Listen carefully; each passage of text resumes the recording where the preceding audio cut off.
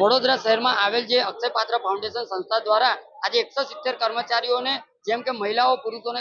બેદખલ કરવામાં આવે છે, પરંતુ ખાસ કરીને જે અક્ષયપાત્ર ફાઉન્ડેશન સંસ્થાને ઝીરોમાંથી હીરો બનાવ્યું હોય તો આ કર્મચારીઓ જ બનાવી છે અને કંઈક ને કંઈક રીતે આડકતરી રીતે આ કોન્ટ્રાક્ટરો અવારનવાર બદલાતા હોય છે, જેના કારણે કર્મચારીઓનું શોષણ થઈ રહ્યું છે। કર્મચારીઓ 14 વર્ષથી કરી રહ્યા છે, છતાં પણ આ લોકોને કોઈ પણ જાતના પરમિનન્ટ કરવામાં આવ્યા, સાથે સાથે આ લોકોને સેફટી શૂઝ સાથે હેન્ડ ગ્લોવ્સ સાથે તમામ ચીજ વસ્તુઓ પણ આપતી નથી,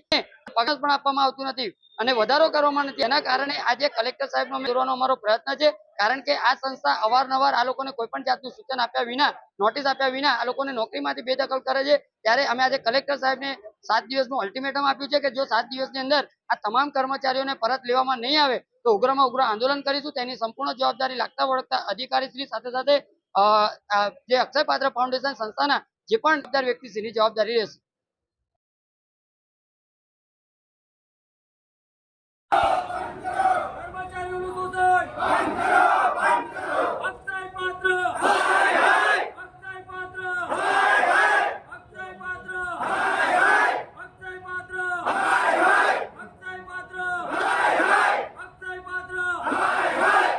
લોકોને 14 વર્ષ થઈ ગયા છતાં પણ કોઈ પણ જાતનું જે પરમિનન્ટ પણ કરવામાં નથી આવ્યા અને કેટલાક કર્મચારીઓને તો પગાર પણ વધારવામાં નથી આવ્યો। એટલે આવી સંસ્થા પર તાત્કાલિક ધોરણે કાર્યવાહી કરવામાં આવે તેવી અમારી માંગ છે।